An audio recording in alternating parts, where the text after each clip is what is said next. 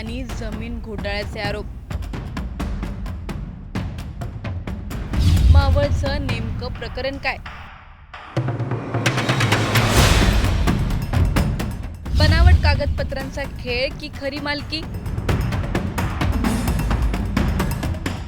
पुणे जिल्ह्यातील मावळमध्ये एक जमीन वाद आता चांगलाच चर्चेत आलाय। एका बाजूला स्थानिक शेतकऱ्याचा दावा, तर दुसऱ्या बाजूला बॉलिवूड अभिनेत्रीचं नाव। कागदपत्र खरी की बनावट?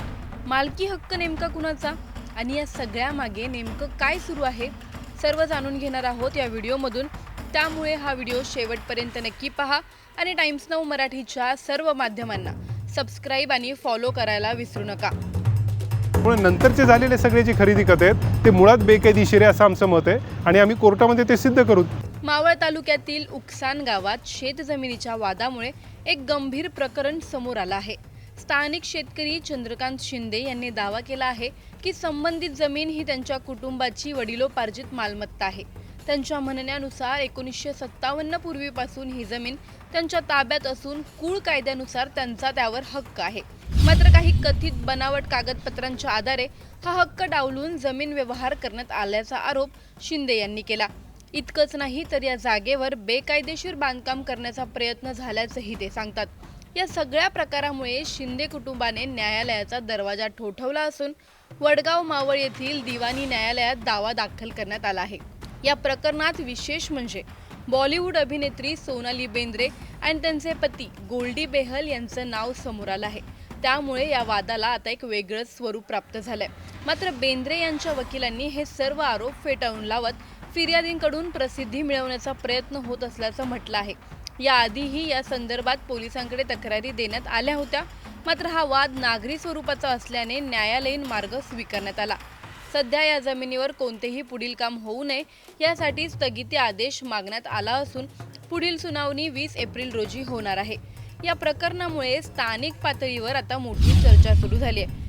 जमीन व्यवहार, कागदपत्रांची सत्यता आणि प्रशासनाची भूमिका यावर अनेक प्रश्न उपस्थित होत आहेत। प्रश्न फक्त एका जमिनीपुरता मर्यादित राहिलेला नाही, तर संपूर्ण जमीन व्यवहार व्यवस्थेवरच प्रश्नचिन्ह उभं राहिलंय। खरंच बनावट कागदपत्रांच्या आधारे जमीन व्यवहार होऊ शकतो का? जर तसं असेल तर प्रशासन कुठे आहे?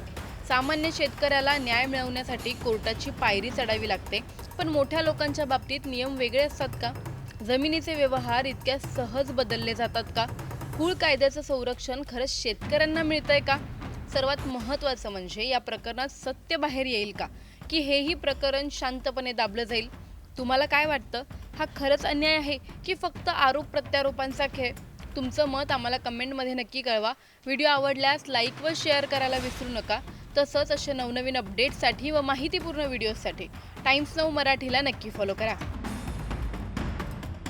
सोनाली बेंद्रे या ज्या काही प्रसिद्ध अभिनेत्री आहेत आणि त्यांचे पती गोल्डी बेहल जे उकसान गावामध्ये जे काही सर्वे नंबर 121 आहे त्यामधली त्यांनी जमीन बेकायदेशीरपणे विकत घेतलेली आहे आणि आमची केस अशी आहे मेहरबान प्रांत अधिकारी मावळ यांच्यापुढे आणि सिव्हिल कोर्टामध्ये देखील की आमच्या पक्षकारांचे आजोबा, आमचे पक्षकार चंद्रकांत बाळू शिंदे, त्यांचे आजोबा केसू बाबाजी शिंदे हे 1949 पासून त्या जमिनीमध्ये कुळ म्हणून वहिवाटत आहेत।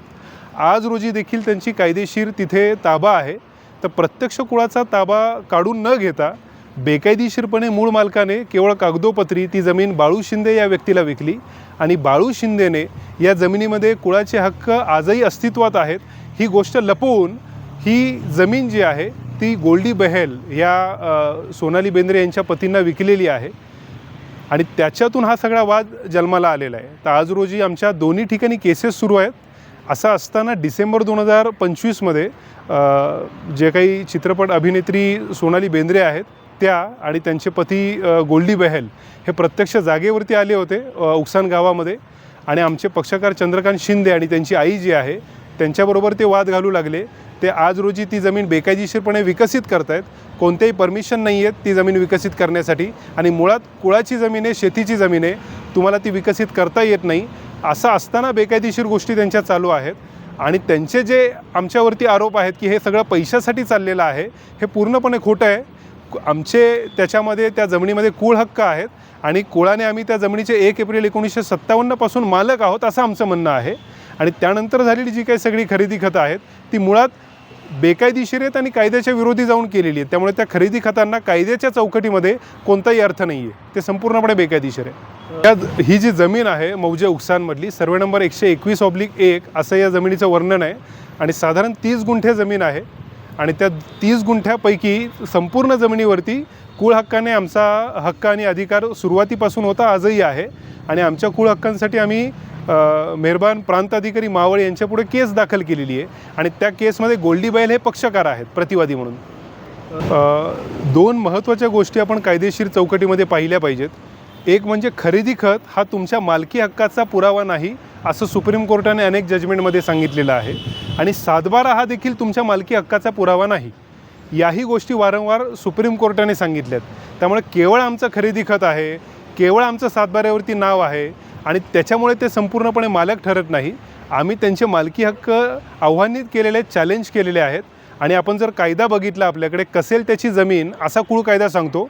आम्ही संरक्षित कुळ आहोत 1949 पासून आणि 1 एप्रिल 1957ला जे संरक्षित कुळ हे कायदेशीरपणे जमीन कसत होतं ते त्या जमिनीचं पूर्णपणे कायदेशीर मालक झालेलं आहे. अशी सुप्रीम कोर्टाचं आणि हायकोर्टाचे जजमेंट्स आहेत, तसा कायदा आहे. त्यामुळे नंतरचे झालेले सगळे जे खरेदी खत आहेत ते मुळात बेकायदेशीर आहे असं आमचं मत आहे आणि आम्ही कोर्टामध्ये ते सिद्ध करू. हे बघा, असं आहे की सोनाली बेंद्रे यांच्या निमित्ताने किंवा गोल्डी बहल यांच्या निमित्ताने हा विषय पुढे आला. पण मुख्य विषय असा आहे की मावळमध्ये किंवा इतर ठिकाणी जमीन विकत घेत असताना ज्या गोष्टींची काळजी घेतली पाहिजे त्यामध्ये महत्त्वाचा मुद्दा की आपण जी जमीन विकत घेतो आहे त्या जमिनीमध्ये कुळाचे हक्क तर नाही आहेत ना, आपण जी जमीन विकत घेतो आहे ती आदिवासी जमीन तर नाही ना, याची खातरजमा विकत घेणाऱ्या व्यक्तींनी केली पाहिजे. त्यामुळे अशा पद्धतीने जे काही चुकीचा व्यवहार केला जातो आहे किंवा तपास न करता, शहानिशा न करता व्यवहार केले जाते, याचा भुर्दंड नंतर विकत घेणाऱ्या व्यक्तींना सोसावा लागतो. याची प्रत्यक्ष त्यांची चूक जरी नसली तरी विकत घेताना गोष्टी तपासणं ही त्यांची जबाबदारी आहे, त्यांच्या वकिलांची जबाबदारी आहे.